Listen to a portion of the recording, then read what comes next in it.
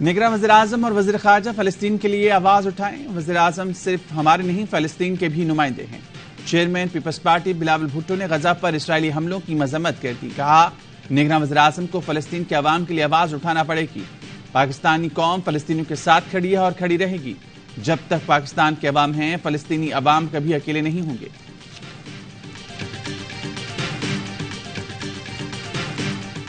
جمہوریت آئین اور الیکشن کو ایک شخص کی واپسی کے لیے روکا گیا۔ امید ہے ریاستی انتظامات کے بعد استقبال بھی بڑا ہوگا اور الیکشن کی تعریف بھی آئے گی۔ بلاول بھٹو نے نام لیے بغیر نواز شریف پر طنز کے تیر چلا دیے۔ کہا الیکشن میں بار بار تاخیر ووٹ کی عزت نہیں بے عزتی ہے۔ الیکشن کے ذریعے ہی نفرت اور تقسیم کو دفن کر کے آگے بڑھ سکتے ہیں۔ چیئرمین پیپلز پارٹی کا کراچی میں سانحہ کارساز کی برسی کے جلسے سے خطاب۔ بولے ملک کو لندن سے نہیں چلایا جا سکتا، یہاں بیٹھ کر اپنا حصہ ڈالنا پڑے گا۔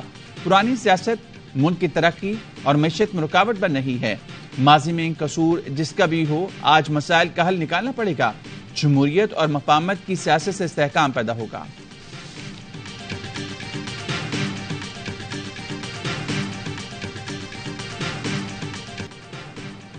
نواز شریف کی العزیزیہ اور ایون فیلڈ میں حفاظتی ضمانت پر سماعت آج ہوگی۔ اسلام آباد ہائی کورٹ نے نیب کو نوٹس جاری کر دیے۔ دوران سماعت نیب پروسیکیوٹر نے موقف اپنایا۔ میں کسی اور کیس میں یہاں موجود ہوں، اگر کوئی ملزم آنا چاہے تو ہمیں اعتراض نہیں۔ جسٹس گل حسن اورنگزیب نیب پر برہم ریمارکس دیے۔ آپ کو حفاظتی ضمانت دینے پر اعتراض نہیں، آپ کو یہی ہدایات ہیں تو اپیلوں کی پیروی کیوں کر رہے ہیں؟ کل کو آپ کہیں گے فیصلہ ہی کالعدم قرار دے دیں۔ تو شاخانہ کیس میں نواز شریف کی حفاظتی ضمانت کی درخواست احتساب عدالت میں دائر۔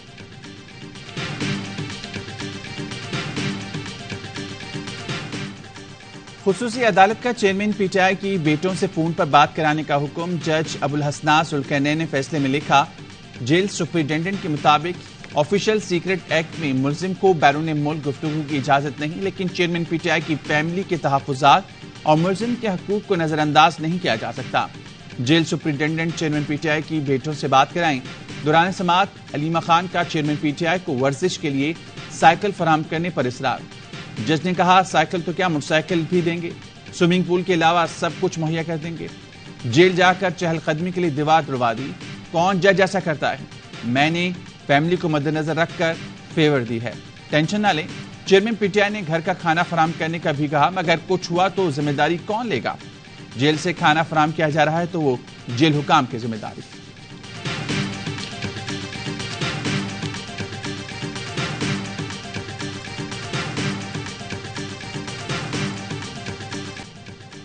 سی پیک کے ذریعے پاکستان میں 8000 میگا واٹ بجلی پیدا ہو رہی ہے۔ نگراں وزیراعظم کا تیسرے بیلٹ اینڈ روڈ فورم سے خطاب۔ کہا 10,000 میگا واٹ کے منصوبے زیر تکمیل ہیں۔ نگراں وزیراعظم انوار الحق کاکڑ کی چین کے وزیراعظم سے ملاقات۔ دونوں رہنماؤں کا اعلیٰ سطح رابطوں کو مزید مستحکم بنانے پر اتفاق۔ پاکستان اور چینی کمپنیز میں پیٹرولیم صنعت میں $1.5 ارب سرمایہ کاری کی مفاہمتی یادداشت پر دستخط ہو گئے۔ بیجنگ میں تقریب میں نگراں وزیراعظم انوار الحق کاکڑ نے بھی شرکت کی۔ ریفائنری سے حاصل پیٹرول اور ہائی سپیڈ ڈیزل صرف مہنگے درآمدی ایندھن کا متبادل ہوگا۔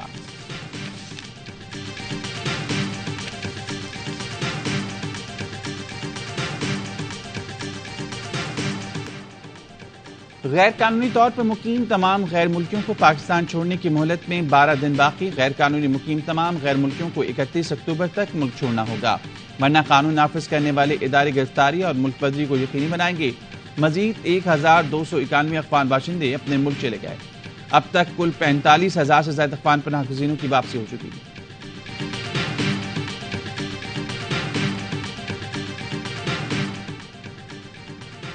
ترک فضائیہ کے کمانڈر جنرل ضیاء کمال کا وفد کے ہمراہ پاکستان کے دورہ۔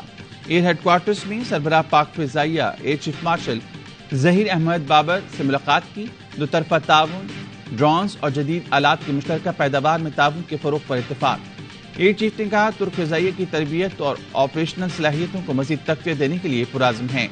جنرل ضیاء کمال نے کہا پاک فضائیہ کے زیر اہتمام مشق انڈسٹریل کا انعقاد بھائی چارے کی فضا قائم کرنے میں معاون ثابت ہوگا۔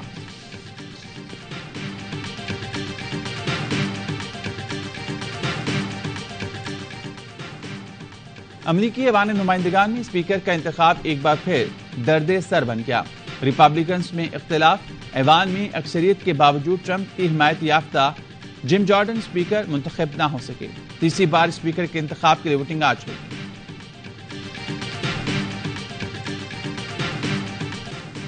ورلڈ کپ میں ناقابل شکست نیوزی لینڈ نے افغانستان کو آؤٹ کلاس کر دیا۔ کیویز کی مسلسل چوتھی کامیابی، 289 رنز ہدف کا تعاقب میں افغان ٹیم 35ویں اوور میں 139 رنز پر ڈھیر ہو گئی۔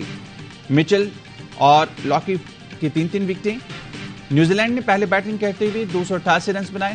گلین فلپس 71، ٹام لیتھم 68 اور ولینگ 54 رنز بنائے۔ پونے نے آج بھارت اور بنگلہ دیش آمنے سامنے ہوں گے۔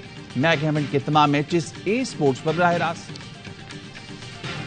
ایک میچ ہارے ہیں، ہمت نہیں ہارے۔ پاکستان کے وکٹ کیپر بیٹسمین محمد رضوان آسٹریلیا کے خلاف جیت کے لیے پرعزم، کہا پاکستان کے لوگوں کو درد و محبت ہمیں پتا ہے، وہ ہمیں دعا دیتے ہیں، پوری محنت کریں گے اور اچھے نتائج دیں گے۔ بنگلور میں پاکستان ٹیم کا پریکٹس سیشن، عبداللہ شفیق اور شاہین آفریدی نے صحتیابی کے بعد پریکٹس میں حصہ لیا۔ آسٹریلیا کے خلاف میچ میں شاداب خان کی جگہ اسامہ میر کو کھلائے جانے کا امکان ہے۔ پاکستان ٹیم کل کینگروز سے ٹکرائے گی۔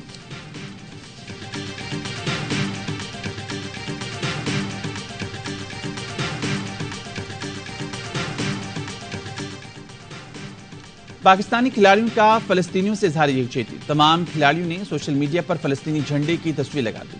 شاداب خان، افتخار، امام الحق، حارث رؤف، اسامہ میر اور محمد نواز نے فلسطین کے سپورٹ میں آواز بلند کی۔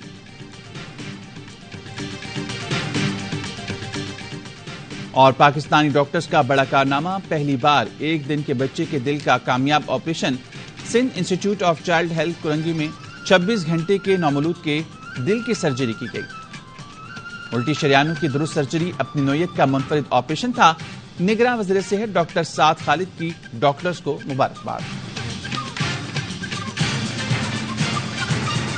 غزہ میں 24 گھنٹے بعد ایک اور اسپتال نشانہ، اسرائیلی القدس اسپتال کی طرف بمباری کر دی۔ اسپتال میں 8000 سے زائد فلسطینیوں نے بنا لے رکھی ہے۔ صہیونی ریاست نے 2009 میں بھی اسپتال کو نشانہ بنایا تھا۔ اسرائیل نے تمام حدیں پار کر دی، غزہ میں اسپتال پر بم برسا دیے، ایک ہی حملے میں اسپتال کو قبرستان میں بدل دیا۔ قیامت کا منظر، ہر طرف لاشیں اور زخمی، 500 کے قریب فلسطینی شہید ہو گئے۔ اسرائیلی دہشت گردی میں شہداء کی تعداد 3478 ہو گئی، 1300 ملبے تلے دبے ہیں، ہزاروں زخمی، لاکھوں بے گھر۔ اقوام عالم بے بس، مغربی ممالک اسرائیل کو دہشت گردی سے روکنے میں ناکام، مسلم دنیا زبانی جمع خرچ میں مصروف، صرف منتیں اور مذمتیں۔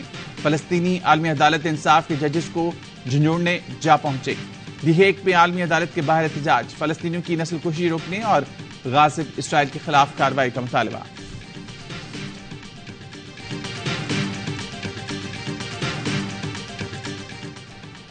امریکہ انسانی بنیادوں پر جنگ بندی اور فلسطینیوں کو امداد کی ترسیل کی راہ میں بھی رکاوٹ بن گیا۔ سلامتی کونسل میں قرارداد ویٹو کر دی۔ 15 میں سے 12 اراکین نے برازیل کی قرارداد کی حمایت کی۔ امریکہ نے مخالفت میں ووٹ دیا۔ امریکی ایلچی نے کہا قرارداد کے مسودے میں اسرائیل کے دفاع میں تذکرہ ناکافی ہے۔ ترکیہ نے غزہ کے لیے انسانی ہمدردی کی بنیاد پر پیش قرارداد ویٹو کرنے کی مذمت کر دی۔ طیب اردوغان نے کہا امریکہ نے سلامتی کونسل کو غیر مؤثر کر دیا۔ مغربی ممالک آج مشرق وسطی میں بھڑکتی آگ پر تیل ڈال رہی ہیں۔ اردن کے سفیر کا فلسطینیوں کے قتل عام کے لیے اسرائیل کو جواب دہ ٹھہرانے کا مطالبہ۔ امریکہ کی اپنے بگڑے ہوئے بچے کو تھپکی، صدر جو بائیڈن کا دورہ تل ابیب، ایک بار پھر کھل کر اسرائیل کی حمایت کا اعلان۔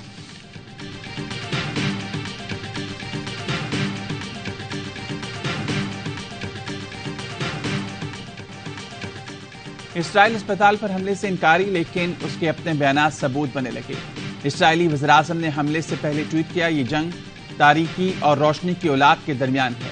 بعد میں یہ پوسٹ ڈیلیٹ کر دی گئی۔ حملے کے بعد اسرائیلی وزیراعظم کے ترجمان نے پوسٹ کی کہ اسرائیلی فوج نے غزہ کے اسپتال میں چھپے حماس کے دہشت گردوں کو نشانہ بنایا۔ بعد میں ٹویٹ ڈیلیٹ کر دیا اور اسپتال پر حملہ حماس کی کارروائی قرار دیا۔ حماس کا کہنا ہے اسرائیلی فوج نے جان بوجھ کر اسپتال کو نشانہ بنایا۔ ثبوت جاری کریں گے۔ اسپتال پر حملے کے شواہد، میزائل کے ٹکڑے، عینی شاہدین اور ویڈیوز موجود ہیں۔ حماس رہنما اسماعیل ہنیہ نے اسپتال پر اسرائیلی بمباری کو ذمہ دار امریکہ کو ٹھہرا دیا۔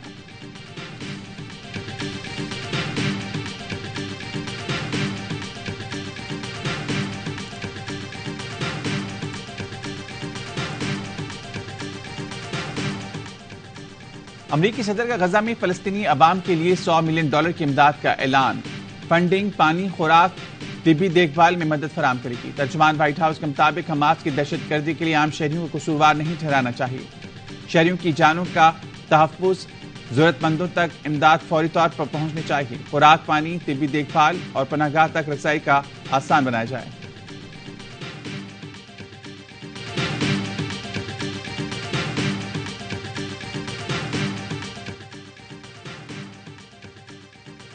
فلسطینیوں کی نسل کشی کرنے والے اسرائیل پر اقتصادی پابندیوں کا مطالبہ کر دیا.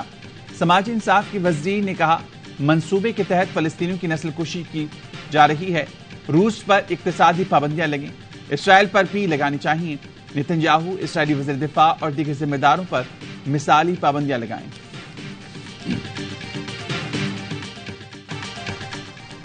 پاکستان کی غزہ میں اسپتال پر اسرائیلی حملے کی شدید مذمت. پاکستان کے مستقل مندوب منیر اکرم نے سیکیورٹی کونسل میں خطاب کرتے ہوئے کہا اسرائیل نے فلسطینیوں کی زمین پر قبضہ کر رکھا ہے. اسرائیل جرائم ناقابل قبول ہیں. OIC کا بھی سخت رد عمل. فلسطینیوں کے خلاف وحشیانہ جارحیت کی حمایت کرنے والوں کی بھی مذمت. OIC ایگزیکٹو کمیٹی کے ہنگامی اجلاس میں نگراں وزیر خارجہ جلیل عباس جیلانی نے بھی شرکت کی.